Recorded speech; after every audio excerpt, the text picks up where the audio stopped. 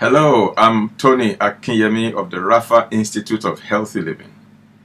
We are about to have another fantastic time, a session of training for Healthy Living ambassadors.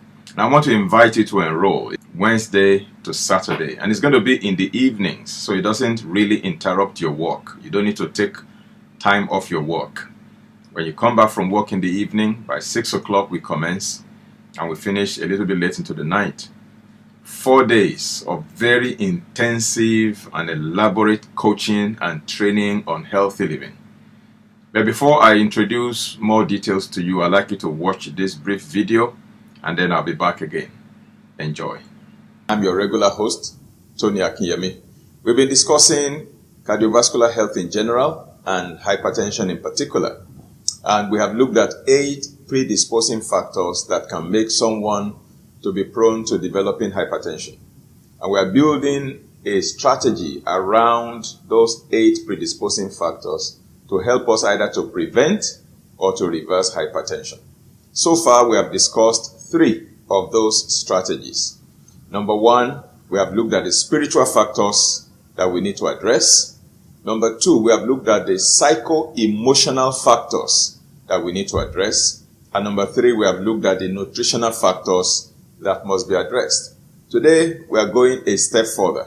We are going to be looking at more factors begging for attention if our goal is to reverse hypertension or to prevent hypertension. So we are looking at number 4 today, the integrity of our blood vessels. The integrity of our blood vessels. Because when we talk about cardiovascular diseases, we are talking about diseases affecting the heart as well as the blood vessels. And so if the blood vessels are compromised, they will contribute to problems in the cardiovascular system. That's why the integrity of the blood vessels matter. We have arteries, we have all kinds of veins and all kinds of tiny capillaries, blood vessels all around our body, and blood circulates through all of these vessels. If any of the vessels is compromised anywhere, that can impact on our cardiovascular health. Principally, one of the things that happens to blood vessels is they can become clogged. C-L-O-G-G-E-D. Clogged. In other words, there are deposits in the interior of the blood vessels that begins to narrow those blood vessels. And when they become clogged, the passage in the blood vessel becomes very narrow, so blood circulation is very difficult. Number 2, the blood vessels become hardened, and when they become hardened, they lose elasticity. They are not able to dilate or constrict, as the case may be. And once that elasticity is lost, that blood vessel has been compromised. Another problem that can happen is that ultimately, those blood vessels can become blocked altogether. And so, whatever tissue or gland or organ that particular blood vessel that has been blocked is servicing, that tissue, that gland, that organ no longer receives blood supply. Therefore, no oxygen supply, no nutrient supply, and that tissue, gland, or organ begins to die off because it is now starving because there is no more food supply. So, blocked blood vessels can lead to serious organ problems.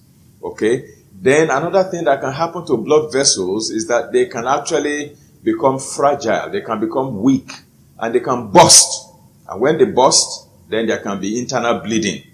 That can also lead to another very serious problem. So the integrity of our blood vessels is very, very important. Now, I believe our technical crew will be able to show you some images right now regarding blood vessels that are clogged.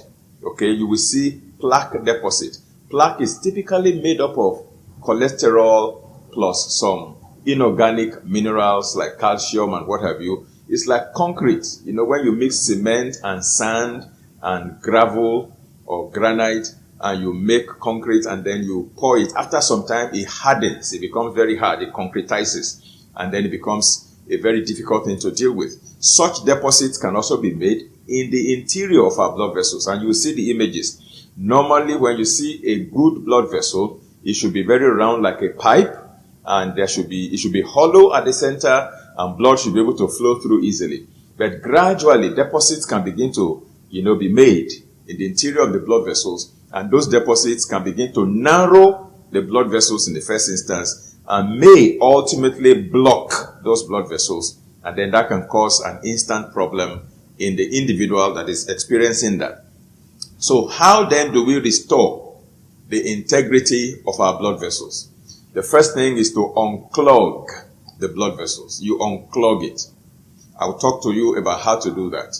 Somebody actually sent a question recently about how do we unclog blocked arteries or blood vessels. Now, so the first thing is to unclog it or unblock it. The second one is to restore the flexibility or the elasticity. Of course, naturally, when you unclog, you are also automatically restoring the elasticity, and you are opening up that blood vessel so that blood can flow better and easily. The heart doesn't have to push hard for blood to course through those blood vessels. And the third thing is stop reclogging your blood vessels. See, everything surrounds that clogging and clogging thing. And then another thing to do is to strengthen the blood vessels. There are materials that the body uses like mesh. Like when you want to cast concrete, it's not just about the cement, the sand, and the granite. You also need to put some iron rod, kind of to strengthen it. You form an iron mesh to strengthen the concrete. When you see deckings, there is iron inside, like a mesh that holds everything together to increase the strength of that concrete or that decking. The same way, there is a mesh that also strengthens our blood vessels. Okay? Things like collagen, for example, and all these things are necessary to strengthen the blood vessels so that they cannot be easily bruised, easily inflamed, or become so fragile that they can burst at any time. So that strengthening of the blood vessel is also important. Let me actually begin from that aspect. Now, there are certain minerals and trace minerals that actually help to strengthen our blood vessels. There are also certain phytonutrients, plant nutrients. Phyto is the Greek for plant. So phytonutrients means plant nutrients that actually help in strengthening our blood vessels. Now, one of them is a bioflavonoid that is called rutin. It is spelled R-U-T-I-N, rutin. Rutin is a bioflavonoid, and it is usually found in the peel of citrus fruits, like the peel of grapefruits, the peel of oranges, and what have you. You find a lot of rutin, bioflavonoid in the peel. And normally, scientists would extract rutin and they can formulate it into capsules in the form of supplements. So you can actually get those supplements and take them. They help to strengthen our blood vessels. Another way is when you peel your orange, you peel the green or yellow outer part and you leave the white layer. Okay, you leave the white layer in place and you can then cut the orange along with the white layer and juice everything together. You are going to have a lot of rutin in that orange juice. Of course, it will taste bitter. It won't be as sweet as your regular orange juice that you buy in the supermarket. It will be a little bit bitter, but that bitterness is very medicinal and it is very rich in rutin, and rutin helps you in strengthening your blood vessels. Another trace mineral that helps in strengthening blood vessel is copper. C-O-P-P-E-R. It's a trace mineral that we need. Of course, too much of it can be a problem, but we do need a very tiny amount of copper as part of our nutritional factors to help our body in many things, particularly in strengthening our blood vessels. You just need about 2 to 3 milligrams of copper per day, okay? And that helps to make sure your blood vessels are strengthened. Of course, vitamin C is also very important in building collagen, all right? And so all those nutrients, when we eat correctly, when we balance our nutritional factors, we are able to get all these nutritional elements that the body needs to strengthen our blood vessels, so the blood vessels don't form into what is known as aneurysm or ballooning of the blood vessels because they are weak and fragile, and then they don't burst easily and cause internal bleeding, all right? So that is the first part of restoring the integrity of your blood vessel. Strengthening your blood vessels by taking the nutritional factors, the nutrients, the minerals, the vitamins, the phytonutrients required to build strong blood vessels. And today, I have mentioned rutin, I have mentioned copper, I have mentioned vitamin C, and then collagen. These are nutritional factors to help you strengthen your blood vessels so that they don't bruise easily, they don't burst easily, so they are strong and they're able to maintain their integrity. The second aspect of restoring the integrity of your blood vessel is in unclogging blood vessels. Now, there was a particular person, an elderly person, who was having some cardiovascular problems, and the children took him to the hospital, a teaching hospital, and they did all the tests and found out that a particular artery, a big blood vessel, was about 70% or so blocked. Only 30% space left for blood to flow through, and that was what was causing the man's problem. So they wanted to do for him bypass surgery. That is the medical approach to solving that problem. A bypass surgery is like a particular pipe is blocked, okay, or almost blocked. So what you do is you create an alternative route. You create another route where blood will flow through so that you bypass this one that is almost blocked. That is called bypass surgery. They can take a blood vessel from the person's leg, okay, and use it to create an alternative route, or the Americans call it route, an alternative route for blood to flow through to reach its target. Maybe the blood is supposed to be flowing into a particular organ, but the blood vessel is almost blocked. So that organ is not getting enough blood supply. So nutrients is not reaching the particular organ. Oxygen is not reaching the organ sufficiently. So you want to create another pathway so that blood can flow through that for rich supply of oxygen and nutrients to that particular target organ. That is called bypass surgery. To do a bypass surgery in the US, I'm told, cost nothing less than $45,000 for one procedure. 45,000. That is apart from other accessory costs and incidental costs that we follow. Post-surgical, care. That will also cost a lot of money. You cannot put an estimate on that until the person is there. I pray you don't have to do that. Now, so they wanted to do this thing for this particular man. I think he was in his 70s at the time. And so the children were looking for the money to do that particular surgery, bypass surgery. So when they told me, I said, well, can you give me 90 days and let me change his diet and walk around it and see how we can unclog this artery? And the children, agreed. So I put up a diet plan for the man and placed him on, smoothies, vegetable juices, vegetable salad, raw nuts, and I reduced his cooked food. I removed so many things from his diet: cow's milk, red meat, fast food, fried food, MSG, processed meat, processed food. I removed all of those things from his diet, and the man began to follow it religiously. Believe me, within 90 days, 3 months, they went for the appointment, for the bypass surgery, and I told them before they open him up, please tell them to do another test to confirm the state of his arteries before they do the bypass surgery. And when they went after 3 months and they conducted the test again, they found out at the end of the day that the blood vessels had actually opened up 60% now, and that it was only 40% blocked. Now, I think it was 70% blocked before. Now it was about it was 70% blocked before. Now it was about 40% or so blocked, which means about 30% has opened up again. There's now 60% space for blood to flow through. I imagine if he does that for another 3 months, that the arteries will probably be 80 to 90% opened up. So that is the power of nutrients in unclogging arteries. Of course, there are certain supplements that can also help in unclogging clogged arteries. I'll give you some example of them. Primarily among them is what I call proteolytic enzymes. Proteolytic enzymes are protein digesting enzymes. These are enzymes that digest protein. But when you use proteolytic enzymes to unclog your arteries, you do not take them along with your food. Some people make the mistake when they are taking these enzymes, they take them with food.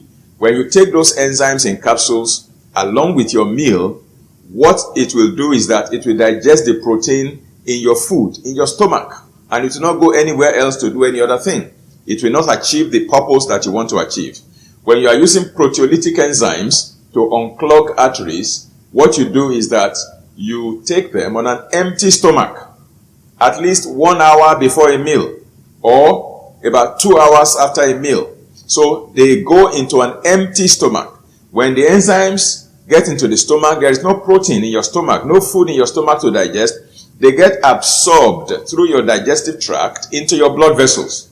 And as they are circulating around the blood vessels, anywhere there is plaque deposits, they digest it out of the way gradually. And that is how the enzymes help to unclog your arteries. That is number one way to unclog your arteries. It's a gradual process. It can take 3 months, it can take 6 months, it can take 1 year. But as you do it gradually, you get all those arteries unclogged. Then you may ask me again, give us examples of proteolytic enzymes. Number one will be serrapeptase. Another one is called bromelain. Another one is papain. Another one is serrazymes. Okay, now, serrapeptase is obtained from yeast, and it's a protein digesting enzyme. It's available in capsules or caplets. Then bromelain is obtainable from pineapple, protein digesting enzyme from pineapple. Now, when you get your pineapple and you peel your pineapple, where you cut your pineapple, there is something that looks like a rod, a hard core at the center of your pineapple. That hard core is very rich in bromelain. Or the pineapple head, the one you cut off that is normally planted, okay, that has spikes like that or pines like that. That particular one, when you cut it off your pineapple and you peel off all the spikes, peel them off, there's a small stub that is left. That stub is very rich in serrapeptase, in bromelain. You can cut it into small pieces, put it in your blender, add a little water to it and blend it, okay, and then drink it on an empty stomach, and that gives you a lot of bromelain. Or you can just buy bromelain capsules and take them on an empty stomach, and that helps to unclog the arteries. Then there is papain, another proteolytic enzyme. Papain is obtainable from papaya or pawpaw. You know, when your pawpaw is mature but not yet ripe, it is crunchy. When you are chewing it, it's crow. When it is mature but unripe, okay, and you peel your pawpaw and eat it that way, it's very high in papain. So you can begin to eat those mature but unripe pawpaw on an empty stomach, 30 minutes, 1 hour before your meals, and that will help to unclog your arteries. And then, of course, we have serrazymes as another type of proteolytic enzyme. All of these things are available in capsules in the form of supplements, and they are OTC, over the counter. They don't typically require any prescription for you to obtain them. Just follow the direction of the manufacturer on the bottle, and that will be good enough. All right? And then there's another way to unclog the arteries, and that is through chelation. Chelation is using chelating agents. To chelate, the word chelate is C-H-E-L-A-T-E. To chelate means to grab and pull out. Grab as with a claw. You have claws, you use the claws to grab that thing and pull it out. That is chelation. Okay, there are some chelating agents such as DMSA or EDTA. These are all chelating agents. They are available intravenously, where they pass it like a drip. A professional, medical professional, will pass it into the body, into the blood vessel as a drip. And the person takes it intravenously to help chelate or remove all those clogged the plaque deposits in the clogged arteries. Or it can be taken orally as capsules, supplements. The intravenous approach is faster. The oral approach is slower. But both of them work. You just need to take EDTA on an empty stomach as well. Usually 2 capsules in the morning, 2 capsules in the afternoon, 2 capsules in the evening, 1 hour before meals for several weeks or months. And that will help to gradually chelate any plaque deposit in the blood vessels. That is chelation. Or it can be done intravenously, and that will open up any blood vessel that is almost getting blocked or that is clogged up. And once that is done, you find out that the blood vessels open up and the person can begin to have better flow and better flexibility or elasticity of the blood vessels. And once the integrity of the blood vessel is restored, there is no varicose blood vessels, there is no inflamed blood vessels, there is no aneurysm, there is no weak blood vessel, and there is no hardened blood vessel, there is no narrowed blood vessel. The integrity of the blood vessel has been restored. Once that is done, you can be sure that you are back to normalcy as far as your cardiovascular health is concerned. And so, when you remove those plaque from your blood vessel, you have unclogged it. That's number one, you have achieved. Number two, you have also restored the elasticity, and then you have removed the hardness. Then you have removed the narrowness. So you see, many things are achieved at the same time when arteries are unclogged. The next thing you do thereafter is stop reclogging your arteries. Because you clogged it before through your diet and lifestyle, you have now unclogged it using the strategy we have deployed. Of course, in combination with the nutritional factors that we discussed in the last episode. In other words, you change your diet completely. You stop eating the things that can reclog your arteries, such as margarine, such as,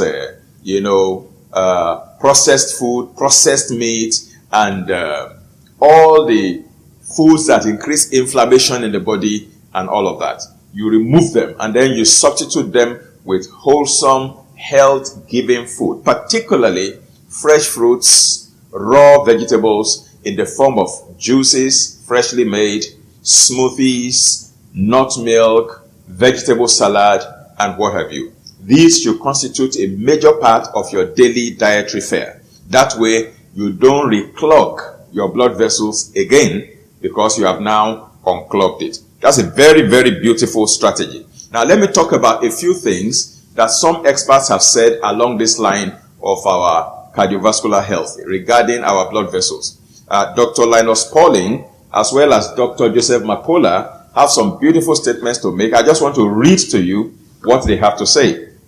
Now, Dr. Linus Pauling was a professor of chemistry, and he is the only person in the whole world that has won the Nobel Prize twice alone.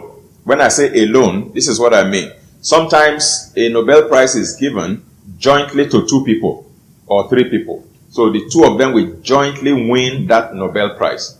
But in his own case, the first time he won the Nobel Prize, he won it alone. It was not shared with anybody.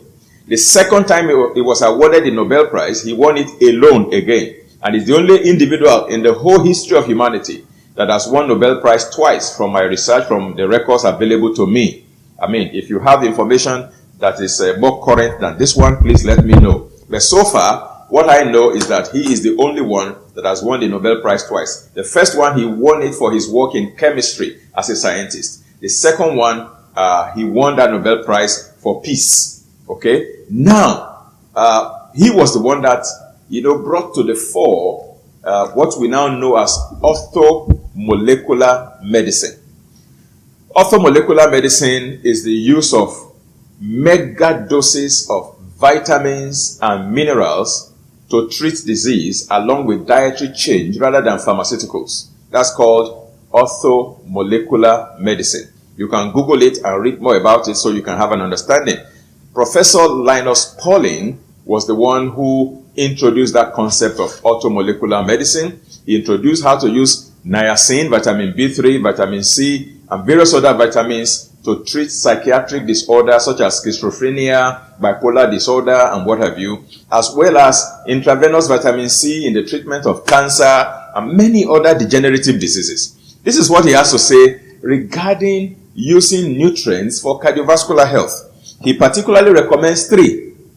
Very important. The first one is vitamin C, the second one is lysine, and the third one is proline. Now, lysine and proline are amino acids, proteins, okay, special types of protein. We have about 12 essential amino acids that we must obtain from our diet. 2 of them, we have proline, we have lysine, in combination with vitamin C and rosehip oil. Rosehip oil, by the way, is very rich in vitamin C as well. So, it's talking about the combination of vitamin C, proline, and lysine to form a synergistic effect, to produce a synergistic effect that when those things are taken, they actually help in preventing cardiovascular problems. That's as far as Professor Linus Pauling is concerned. Actually, there used to be a supplement that was called Heart Plus.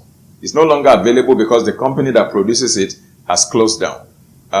They used to combine those nutrients, rose hip oil with vitamin C, with L-proline and L-lysine, and they form it into one supplement called Heart Plus. And it used to be very, very wonderful. One of the supplements that I have used over the years for many people, and it has worked wonders. But unfortunately, no longer available. You have to obtain the different components. You have to obtain vitamin C separately. You have to obtain proline separately, lysine separately, rosehip oil separately, and take them together in order to get that same effect.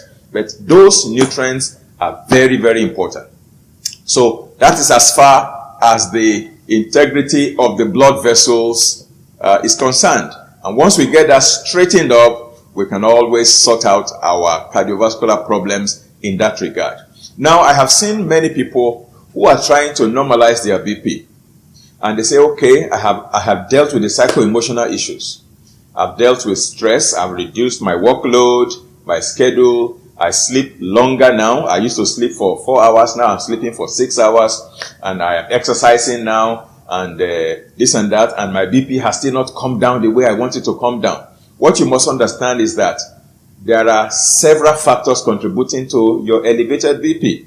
The fact that you have corrected the psycho-emotional part does not mean that it will just crash overnight. Supposing your blood vessels are clogged and you are trying to unclog it. Now, that doesn't happen in 1 week. That doesn't happen maybe in 1 month.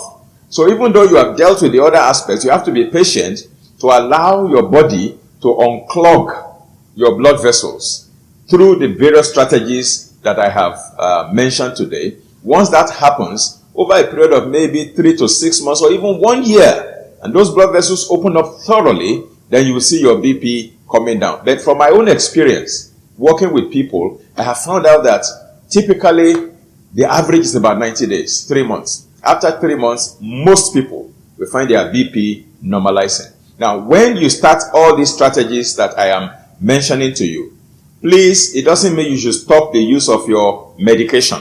Don't stop the use of your medication abruptly. Implement these strategies and then begin to take your BP, every day for the next 90 days. Write the time, the date, and then your BP reading and your resting pulse. That helps you to monitor the progression. Initially, you will see fluctuation. Today it goes up, tomorrow is down, up and down. Then it begins to taper and ultimately it settles and stabilizes. That is when you begin to, first of all, work with your doctor to help you reduce the dosage. Okay? The dose of the medication that you are using, you reduce the dose and then gradually you are weaned off. Because if you don't go off ultimately, what happens is that your BP is now normal, but you are still taking medication to force it down, and then you can go into hypotension, which is equally not good. So this is how it works. I hope today's conversation has been very meaningful, and I hope you made sense of it. Yeah, fantastic. I do believe you enjoyed that video. That is the kind of content that you receive when you attend Rafa Institute of Healthy Living. We bring information for health transformation. We introduce our participants and our students to subjects such as the 30-day challenge. We look at the 3 health models. We look at how to detoxify. We look at how to boost immunity. We look at the business side of healthy living. We look at the ministry side of healthy living. There is so much information to equip you, to enable you to adopt a healthy living lifestyle, and to also be able to coach people in your sphere of influence, your family, your friends, people in your religious circle. I mean, you are equipped to the point where you can help yourself and also help others. And for some, it might also be a new direction in your business or career. There are people who have had to change their businesses or careers when they attended our institute.